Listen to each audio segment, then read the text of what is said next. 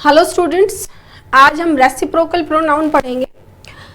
Reciprocal का जैसे नाम से ही हमें समझ में आ रहा है कि रेसिप्रोकल क्या होता है कि एक चीज़ का, एक इंसान का, एक पर्सन का सेम रिलेशन या सेम चीज़ें दूसरे के साथ करना और दूसरे का पहले के साथ करना, ठीक है, उसको हम बोलते हैं रेसिप्रोकल प्रोनाउन, मतलब एक दूसरे का। ठीक है, एक दूसरे में दो प्रोनाउन है, एक ईच अदर और दूसरा वन अनदर। ईच अदर और वन अनदर, ठीक है, ये दोनों रेसिप्रोकल प्रोनाउंस हैं।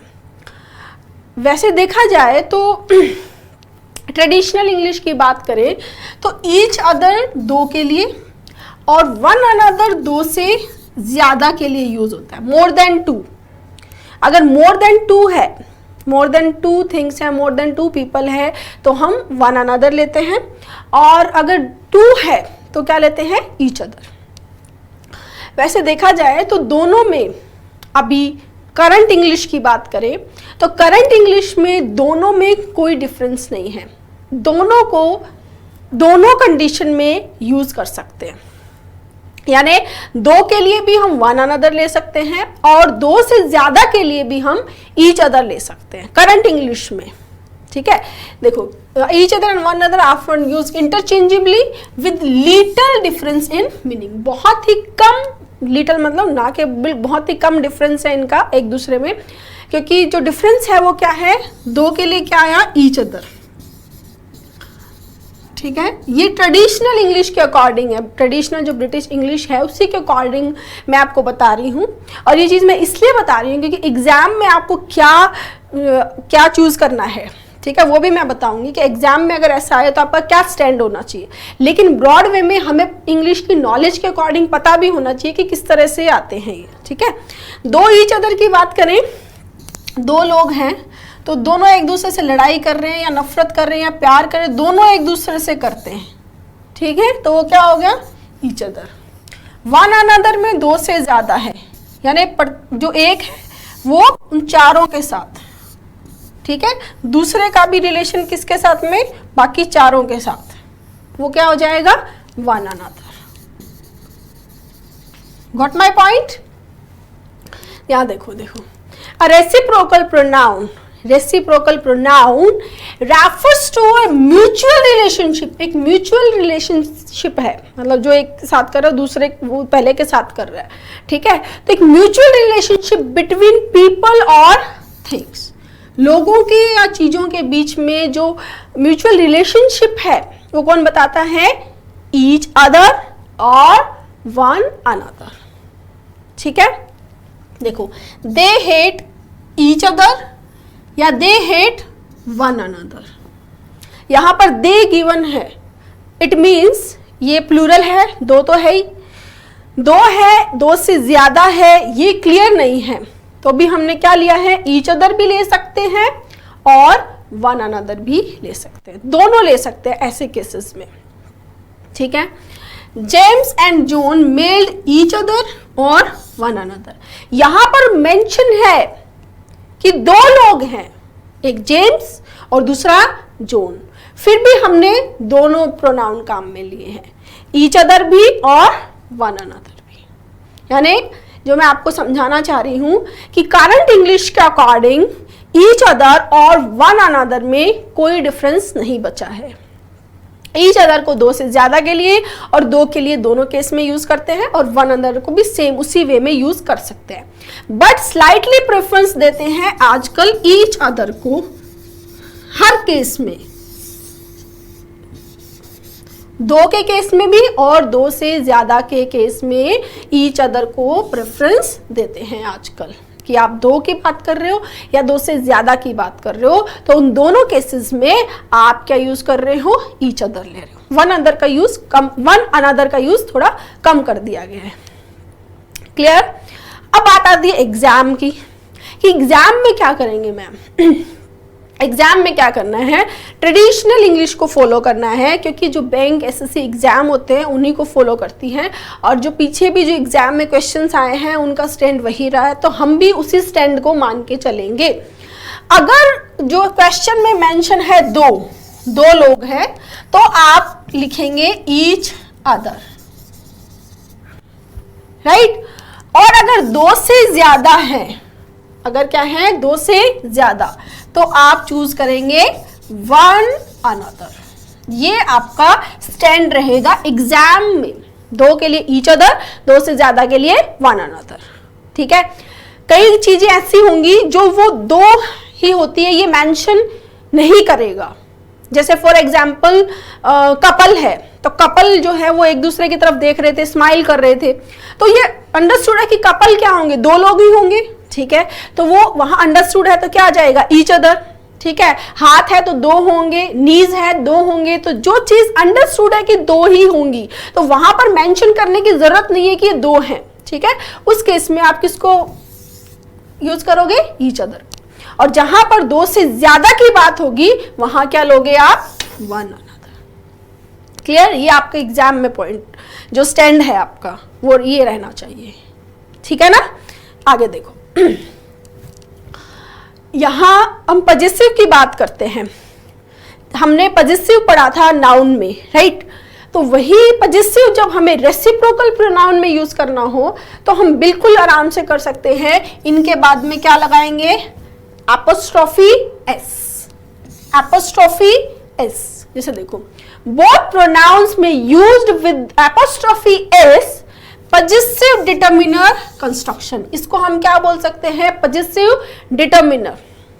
ठीक है, डिटर्मिनर आगे भी आएगा, मैं और अच्छे से आपको डिटर्मिनर के बारे में बताऊंगी। बेसिकली नाउन के पहले आके जो नाउन को बताता है वो क्या हो जाता है, डिटर्मिनर।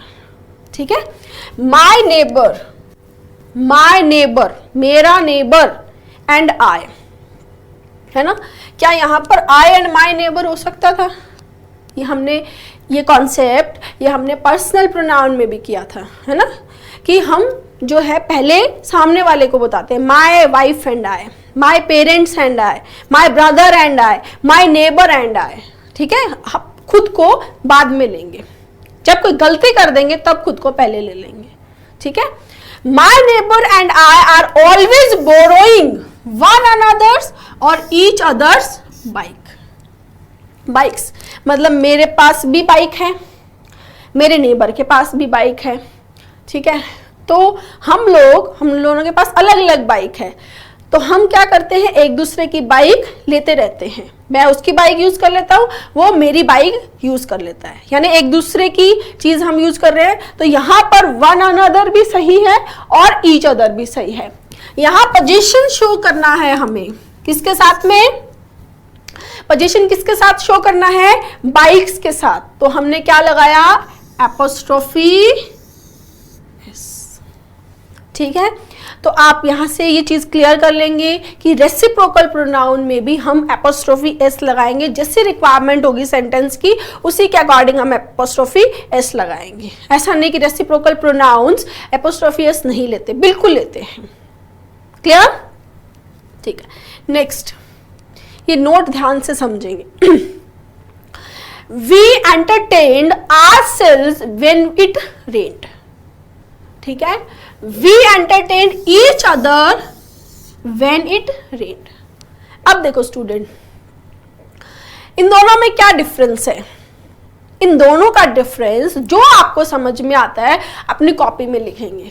ठीक है, समझने की कोशिश करेंगे कि इन दोनों प्रोनाउंस, ये रेसिप्रोकल और वो रिफ्लेक्सिव, इन दोनों के यूसेज, सिर्फ इन दोनों को चेंज किया, बाकी पूरा सेंटेंस सेम है। इन दोनों को चेंज करने से क्या असर पड़ा सेंटेंस पे, क्या मीनिंग चेंज हो गया सेंटेंस का, क्या वैसा ही है या कुछ चेंज हुआ। ठीक है, ये जानना जरूरी है, तभी तो हम प्रोनाउन को समझ सकते हैं कि प्रोनाउन का क्या यूज है, क्या मीनिंग चेंज हो सकता है प्रोनाउन को चेंज करने से, है ना। इसको समझो, यहां बोल रहा है वी एंटरटेन्ड आवरसेल्व्स, हम खुद को एंटरटेन करते हैं। व्हेन इट रेन्ड, हम खुद को एंटरटेन करते थे जब बारिश होती थी, पास्ट की बात कर रहा है। जैसे फॉर एग्जाम्पल बारिश हो रही है और बहुत सारे लोग हैं, 5 लोग हैं, है ना, और वो पांचों अपनी अपनी मस्ती में म्यूजिक चलाया है, अपनी मस्ती में डांस कर रहे हैं, खुद ही छप छप कर रहे हैं और अपने आप को एंटरटेन कर रहे हैं, खेल रहे हैं, मस्ती कर रहे हैं। ठीक है, किसी को किसी से कोई मतलब नहीं है, सब लोग अपने अपने आप को एंटरटेन कर रहे हैं अपने अपने तरीके से।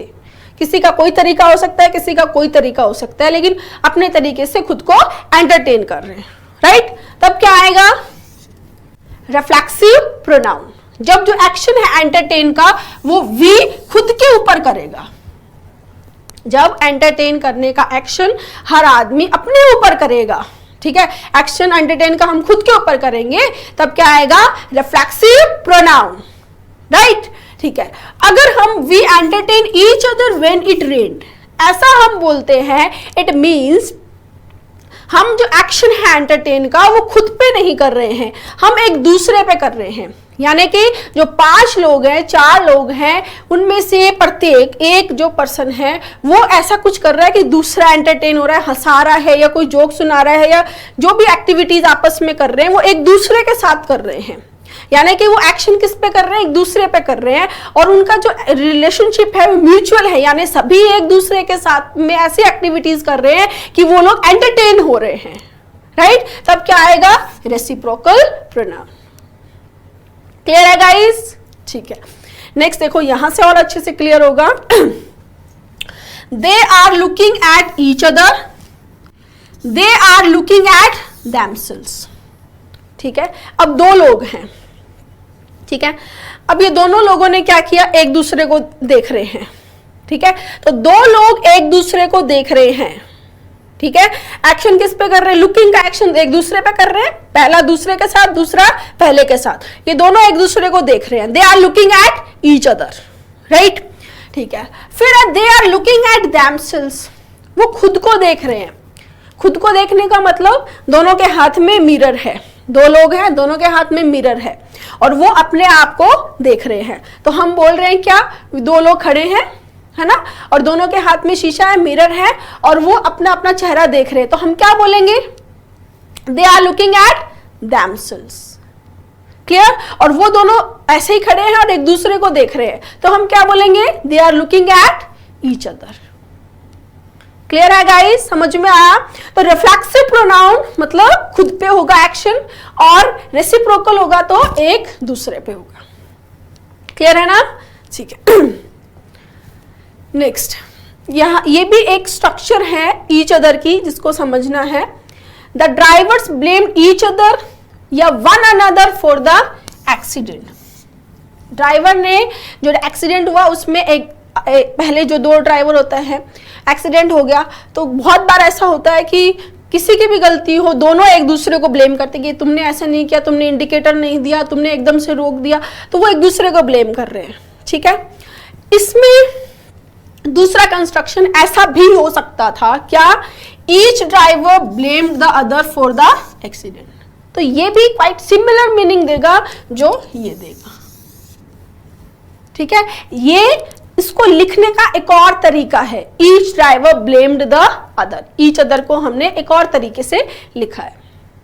ऐसा भी कभी सेंटेंस दिखेगा आपको तो ये बिल्कुल सही है, ऐसा नहीं समझे कि ईच अदर अलग अलग हो गया तो ये एरर है, ठीक है ना, रटना नहीं है। ये सेंटेंस बिल्कुल सेम मीनिंग दे रहा है जो ऊपर वाला दे रहा है। क्लियर? ठीक है, नेक्स्ट देखो, each of them was looking into the other's eyes. यानी ये भी चीज मैं क्लियर कर देती हूँ कि जो पजेसिव हमने पहले ईच अदर में एक साथ था तब हमने पजेसिव बताया, वही अगर अलग ईच और अदर है तो भी पजेसिव आ सकता है, कोई दिक्कत नहीं है।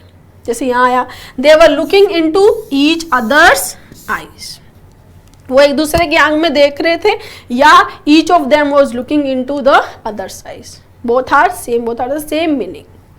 क्लियर है गाइस? समझ में आया? यहाँ मैं इस स्लाइड में इतना सा आपको समझाना चाह रही हूँ कि जिस तरह से हम ईच अदर एक साथ यूज करते हैं वैसे ही ईच द अदर भी हो सकता है।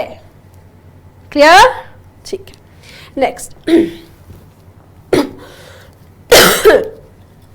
हाँ, अब जो मैंने पहले भी चीज बोली थी कि कुछ चीजों में अंडरस्टूड ही होता है ना, उसी का एक लेवल अलग है, ये इसको समझना है।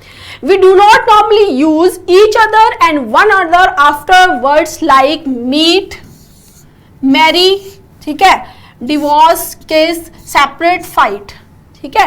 इन वर्ब्स के साथ में जहां ये मीनिंग क्लियर है कि 2 लोगों में ही होगा, डिवोर्स होगा तो दो लोगों का ही होगा, मिलने की बात दो लोग मिल रहे हैं, ठीक है। सेपरेट होने की बात बोले या डिवोर्स की बात बोले तो दोनों सेपरेट हो गए, ऐसा हम बोलते हैं। दो लोगों में फाइट, तो फाइट दो लोगों में हो रही है। तो ये जो वर्ब्स है, इन वर्ब्स के साथ में जहां पर मीनिंग क्लियर है तो वहां हम ईच अदर और वन अनदर को यूज नहीं करेंगे। बहुत अच्छा कॉन्सेप्ट है, ठीक है। जनरली आपको नहीं मिलेगा ये कॉन्सेप्ट, ठीक है। देखो, they met in 1992 and married in 1994। अगर हम यहां लगा बनाते तो हम बोल सकते थे they met each other in 1992, ठीक है, and married each other in 1994।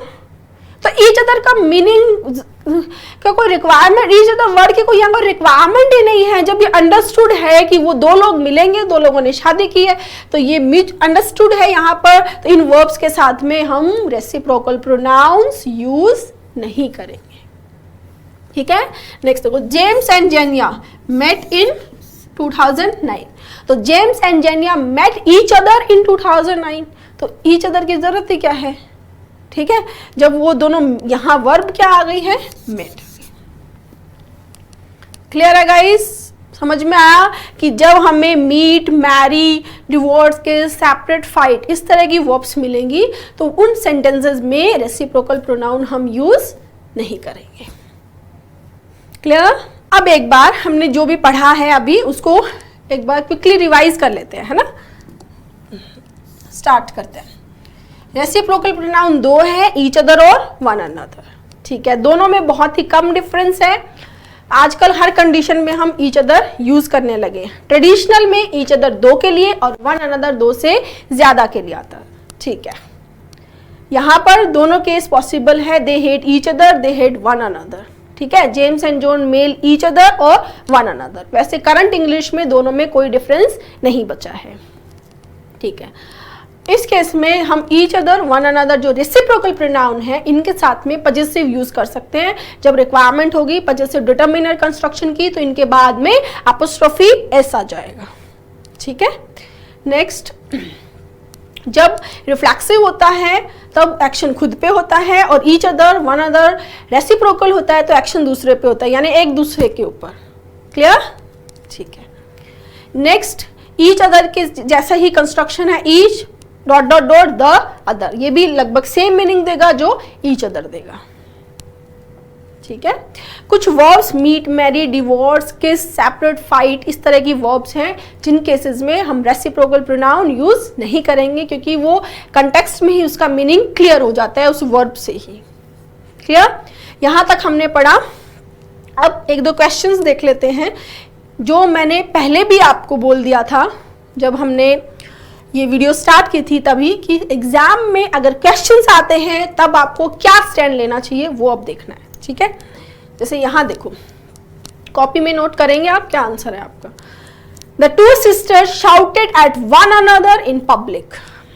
यहां मेंशन है कि कितनी सिस्टर, टू सिस्टर, तो यहां वन अनदर नहीं आएगा। एग्जाम पॉइंट ऑफ व्यू से हम यूज करेंगे each other. The two sisters shouted at one another. Clear है guys? ठीक है, तो एग्जाम में यही स्टैंड रखना है। Next, there are 10 faculty members in the college.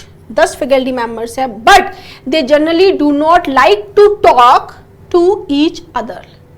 ठीक है, लेकिन वो जनरली एक दूसरे से बात करना पसंद नहीं करते हैं। 10 फैकल्टी मेंबर्स हैं बट वो एक दूसरे से बात करना पसंद नहीं करते हैं, तो यहाँ ईच अदर नहीं आएगा, वन अनदर आएगा। According to traditional English, according to your exam pattern, हमें यहाँ वन अनदर देना होगा, क्योंकि यहाँ पर 10 फैकल्टी मेंबर्स की बात हुई है, 10 की। तो 10 के लिए क्या आएगा स्टूडेंट्स, वन अनदर। 2 के लिए क्या आ जाएगा, ईच अदर। क्लियर? यहाँ पर हमने रेसिप्रोकल प्रोनाउन के कॉन्सेप्ट को अच्छे से कवर कर लिया है।